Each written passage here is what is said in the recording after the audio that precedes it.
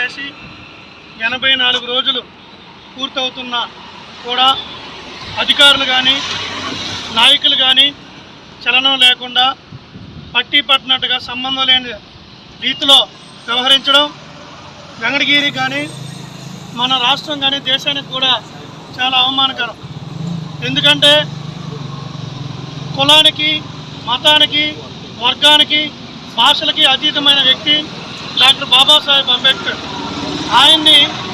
ఆయనకి జరిగిన ఈ మన భారత జాతి మొత్తానికి, ఏ కులానికో మతానికి కాకుండా యావత్ భారతదేశ జాతి మొత్తానికి, మానవ జాతికి జరిగిన అవమానంగా దీన్ని భావించి బాబాసాహెబ్ అంబేద్కర్ గారు వీళ్ళు అసెంబ్లీలో వెళ్ళి ఇక్కడ లోకల్గా ఉన్నటువంటి శాసనసభ్యులు కావచ్చు, ఇంకా ప్రజాప్రతినిధులు కావచ్చు, అలాగే తట్టబతుకులు మట్టి బతుకులు అనుభవిస్తున్నటువంటి మన సామాన్యమైన ప్రజలందరికీ అధికారులుగా, ఎంఆర్ఓలుగా, ఎస్ఐలుగా, సిఐలుగా, ఎస్పీలుగా, లాయర్లుగా తయారు చేసిన ఆయన చేతి చలవతో రాసిన రాజ్యాంగం పుణ్యమని తెలియజేసుకుంటూ వీళ్ళంతా కూడా జాతిని మర్చిపోయి, రాజ్యాంగ ఫలాలను మర్చిపోయి, బాధ్యతని, అధికారాలని, హక్కులని మర్చిపోయి ఈరోజు ఇంకా కూడా న్యాయం చేసే విషయంలో, దోషుల్ని పట్టుకునే విషయంలో ఇంకా వాళ్ళు నిర్లక్ష్య ధోరణి ప్రవర్తించడం నిజంగానే అధికారులు వాళ్ళ అధికారానికి సిగ్గుతో పనిచేయాల్సిన పరిస్థితి. నాయకులైతే వాళ్ళ నాయకత్వాన్ని తల వంచి పనిచేసుకోవాల్సిన పరిస్థితి ఇక్కడ వెంకటగిరిలో 84 రోజులు కొనసాగిస్తూ దీన్ని ఇంకా నాంచి పెడుతున్నారంటే ఇట్లా ప్రభుత్వాలు కానీ, పోలీస్ వ్యవస్థలు కానీ, అధికారులు కానీ నిర్వీర్యం అయిపోయాయని తెలుస్తున్నాయి. ఇది కేవలం ఒక జాతి నాయకుడిగానో, కుల నాయకుడిగానో చూసే కులోన్మాదులు, మతోన్మాదులు ఆలోచనలతో అధికారులు కూడా, నాయకులు కూడా వ్యవహరించడం సరైన పద్ధతి కాదు. ఇప్పటికే మేమందరం కూడా నిజమైన అంబేద్కర్ వారసులుగా ప్రజాస్వామ్యబద్ధంగా నిరసన కార్యక్రమాలు తెలియజేస్తూ రాజ్యాంగం పట్ల గౌరవంతో ఎన్ని రోజులైనా ఓపిక ఎదురు చూస్తున్నాం. ఇంకా కూడా మీరు చలనం లేకుండా ఈ విషయాన్ని, ఇంకా దోషుల్ని పట్టుకోవడంలో కానీ, మాకు ఈ భవన స్థలాన్ని కేటాయించే విషయంలో కానీ ఇంకా నిర్లక్ష్యమైన వ్యవహారాలు కానీ అలాగే కొనసాగితే మాత్రం భవిష్యత్తులో పోరాట స్ఫూర్తితో ముందుకెళ్ళి వెంకటగిరిలో పెద్ద ఎత్తున కార్యక్రమాలు చేయాల్సి వస్తుంది. వీటన్నిటికీ బాధ్యత ప్రభుత్వ అధికారులు కానీ, నాయకులు కానీ బాధ్యత వహించాలని తెలియజేసుకుంటూ జై భీమ్. ఆయన పోరాట స్ఫూర్తి కూడా అందిస్తున్నాడు కాబట్టి, ఆ పోరాట స్ఫూర్తి ఇవ్వడు కాబట్టి అతనికి ఆవేశం రావడం కరెక్టు. అందుకని ఆ ఆలోచన విధానాన్ని కూడా కమిటీలో తీసుకొని తమ్ముడికి ఏ బాధ్యత చెప్తాం ఆ బాధ్యత అప్పచెప్తాము, ఆ కార్యక్రమం నెరవేరుస్తామని చెప్పి తెలుపుతూ ఇప్పుడు ఏంటంటే జీవించే హక్కు, పోరాడే హక్కు, సమానత్వాన్ని ప్రసాదించిన డాక్టర్ బాబాసాహెబ్ అంబేద్కర్ విగ్రహాలని ఈ భారతదేశంలో ధ్వంసం చేస్తుంటే బాబాసాహెబ్ ఇచ్చినటువంటి రిజర్వేషన్ల వల్ల ఈరోజు గద్దెనెక్కి పదవులు అనిపిస్తున్న అధికారులు కానీ, అదేవిధంగా ప్రభుత్వ ఉద్యోగులు కానీ వీళ్ళందరూ కూడా ఈరోజు ఇలాంటి హేయమైన చర్యలను చూస్తూ కూడా పట్టినట్టుండడం చాలా బాధాకరమైన విషయం. ఇప్పటికైనా అధికారులు స్పందించి ఈ ఘాతకానికి ఎవరైతే పాల్పడ్డారో వాళ్ళను గుర్తించి వాళ్ళకి శిక్ష పడేలా చూడాలా. లేకపోతే అందరూ కూడా ఏకమై ఎవరైతే ఇక్కడ శాసనసభ్యులుగా ఉన్నారో, అదేవిధంగా అధికారులు ఉన్నారో వాళ్ళందరూ కూడా ఇక్కడ తీసుకోబోయే నిర్ణయానికి బాధ్యులై ఉంటారని చెప్పేసి కూడా మహానుభావుడు డాక్టర్ బిఆర్ అంబేద్కర్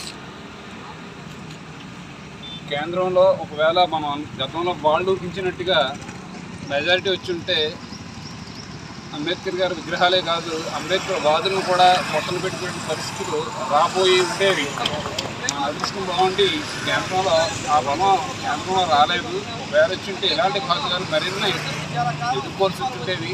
అందుకు అందరూ కలిసి పోరాటానికి సమాయత్తం కావాల్సిన అవసరం కూడా ఉంది. రానున్న రోజుల్లో ఏదైతే ప్రజాస్వామ్యంలో మనం చెప్పుకుంటున్నామో అంబేద్కర్ వాదాన్ని ప్రజల్లో మరింత తీసుకెళ్ళి ఎవరైతే మతోన్మాదులు ఉన్నారో వాళ్ళు ఎలాంటి ఘాతుక చర్యలు చేసినా ఎదుర్కోవడానికి సిద్ధంగా ఉండాలని కోరుతున్నాను. చాలా విచారకరం, బాధాకరమైనటువంటిది. భారతదేశంలో అత్యంత ప్రజాస్వామికమైనటువంటి ప్రపంచం మెచ్చదగినటువంటి రాజ్యాంగాన్ని రచించినటువంటి డాక్టర్ బిఆర్ అంబేద్కర్ యొక్క విగ్రహాన్ని కూలదోయడం అనేటువంటిది అజ్ఞానులు, అహంకారులు, లేదనుకుంటే కుల మతోన్మాదులు చేస్తున్నటువంటి చర్య. అయితే ఇది నిజంగానే అగ్ర కులాల్లో పుట్టినటువంటి వాళ్ళే చేశారా, లేదా దళిత కులాల్లో పుట్టిన అగ్రకుల భావజాలంతో పెరుగుతున్నటువంటి ఆకతాయి కుర్రాళ్ళు చేశారా అన్నటువంటిది కూడా ఇక్కడ చాలా స్పష్టంగా మనకు అర్థమవుతా ఉంది. కాబట్టి ఎవరు ఏది చేసినా డాక్టర్ బిఆర్ అంబేద్కర్ యొక్క విగ్రహాన్ని కూలదోయడం అనేటువంటిది అత్యంత దారుణమైనటువంటి విషయం. అందుకోసం సంబంధిత పోలీసులు కూడా ఇది పగలగొట్టిన వాళ్ళని కనుక్కోవడం పెద్ద టైం పడదు. ఈ చుట్టుపక్కల సీసీ కెమెరాలు ఉంటాయి, ఏ అంగళ్ళల్లో ఉంటాయి, ఏ టైంలో వచ్చినాడు, ఏ టైంలో పోయారు, లేదంటే దేంతన్నా కొట్టారు అనేటువంటిది 5-10 నిమిషాల్లో, ఒక 5 రోజుల్లో కూడా కేటాయిస్తే, దృష్టి పెడితే పరిష్కారం చేసే పరిస్థితి ఉంది. అయినా చేయరు, ఎందుకంటే దాని యొక్క ప్రభావం ఎక్కువగా ఉంటుంది. అందువల్ల నిజంగానే డాక్టర్ బిఆర్ అంబేద్కర్ యొక్క విగ్రహాలు ఇక్కడ కూలదోయడం కాదు, అదే తూర్పుగోదావరి జిల్లా, పశ్చిమ గోదావరి జిల్లాలో కూడా పెద్ద ఎత్తున దాడులు చేస్తున్నారు. అంటే ఏంటి, అంబేద్కర్ని నేరుగా చూస్తే తట్టుకోలేరు, కానీ విగ్రహాన్ని చూస్తే కూడా తట్టుకోలేనటువంటి భయాందోళనలు ఇవాళ ప్రజలు బతుకుతున్నారు. ఆ భయం నుంచి ఇవాళ బయట రావాలా. అందుకోసమే భారతదేశంలో స్వతంత్ర పోరాటంలో చాలామంది ఈ దేశ స్వాతంత్రం కోసం పోరాడారు. కానీ కేవలం ఈ దేశంలో ఉన్నటువంటి అసమానతలని, నిచ్చెన మెట్ల వ్యవస్థని కూలదోయడానికి, సమసమాజ నిర్మాణం కోసం రాసినటువంటి రాజ్యాంగాన్ని ఇవాళ భారతదేశమే కాకుండా అన్ని ప్రపంచ దేశాలు ఆదర్శంగా తీసుకుంటున్నాయి. కాబట్టి ఈరోజు ఈ దేశంలోనే కాదు, ఇతర దేశాల్లో కూడా డాక్టర్ బిఆర్ అంబేద్కర్ విగ్రహాలు అన్ని యూనివర్సిటీలలో పెట్టడానికి ముందుకు వస్తున్నారు. ఈ దేశంలో అంబేద్కర్కు ఉన్నటువంటి విగ్రహాలు ఇంక ఏ రాజకీయ నాయకుడికి లేవంటే ఆయన యొక్క మేధోతనం, ఆయన యొక్క గొప్పతనం, ఆయన యొక్క మానవతావాదిగా ఎంత పేరు పొందాడో మనకు అర్థమవుతా ఉంది. కాబట్టి ఇంత గొప్ప రాజ్యాంగకర్తని ఈరోజు ఈ విధంగా అవమానం చేయడం, తల నరకడం అంటే ఇది వాళ్ళ తలను వాళ్ళు నరుక్కున్నట్టే తప్ప డాక్టర్ బిఆర్ అంబేద్కర్ గారికి కానీ లేదా అంబేద్కర్ వాదులకు కానీ పెద్ద నష్టం అనేది జరగదు. కానీ ఇది ప్రజాస్వామిక దేశంలో రాజ్యాంగబద్ధంగా చేసుకుంటున్నటువంటి కార్యక్రమాలలో విగ్రహాల ధ్వంసం అనేటువంటిది మాత్రం అత్యంత పాశవికమైనటువంటి చర్య. దీన్ని తీవ్రంగా ఖండిస్తున్నాం. సామాజిక హక్కుల వేదిక తిరుపతి జిల్లా కార్యదర్శిగా దీన్ని నేను తీవ్రంగా ఖండిస్తూ ఉన్నాను. తక్షణమే పోలీసులు కానీ, రెవెన్యూ కానీ స్పందించి ఇక్కడ స్థలం కేటాయించి ఈ స్థలానికి చుట్టూ కూడా ప్రహరీ కూడా ప్రభుత్వమే కట్టించేటటువంటి ఒక బాధ్యతను తీసుకోవాలా. ఇవాళ అన్ని ప్రభుత్వాలు, తెలంగాణలో కేసీఆర్, ఇక్కడ గతంలో ఉన్న జగన్మోహన్ రెడ్డి ఇవాళ అంత పెద్ద 125 విగ్రహాన్ని ఎందుకు పెట్టారు? ఓట్ల కోసం పెట్టారు. కానీ ఈరోజు ఓట్లు వేసుకున్నటువంటి ఈ ఎమ్మెల్యే గారు కూడా సొంత నిధులతో చుట్టూ ప్రహరీ గోడ కట్టించాలా, దీనికి రక్షణ కల్పించాలా. ఎవడైతే దీన్ని ధ్వంసం చేశాడో వారిని తక్షణమే 4-5 రోజుల లోపల పట్టుకొని వారిని అరెస్ట్ చేయకపోతే తీవ్ర పరిణామాలు ఉంటాయని కూడా ఈ సందర్భంగా హెచ్చరిక చేస్తా ఉన్నాం. అందుకోసమే బాబా సాహెబ్ నీకు జోహార్లు, దీన బాంధవ నీకు జోహార్లు, బాబా సాహెబ్ నీకు జోహార్లు, దీన బాంధవ నీకు జోహార్లు.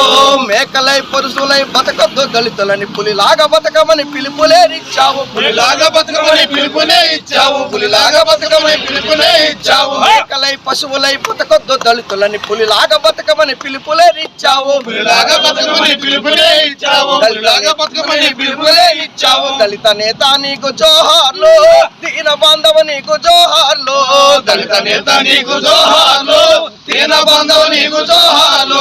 అంటరానైతేమి పెనుమంటనన్నావు, కులహీనుని కాదు గుణవంతునన్నావు, కులహీనుని కాదు గుణవంతునన్నావు, కులహీనుని కాదు గుణవంతునన్నావు. అంటరానైతేమి పెనుమంటనన్నావు, కులహీనుని కాదు గుణవంతునన్నావు, కులహీనుని కాదు గుణవంతునన్నావు, కులహీనుని కాదు గుణవంతునన్నావు. బాబా సాహెబ్ నీకు జోహార్లు, దీన బాంధవ నీకు జోహార్లు, బాబా సాహెబ్ నీకు జోహార్లు, దీన బాంధవ నీకు జోహార్లు. దళిత నేత నీకు జోహార్లు, దీన బాంధవ నీకు జోహార్లు, దళిత నేత నీకు జోహార్లు, దీన బాంధవ నీకు జోహార్లు. జోహార్ డాక్టర్ బిఆర్ అంబేద్కర్, జోహార్ డాక్టర్ బిఆర్ అంబేద్కర్. కొనసాగి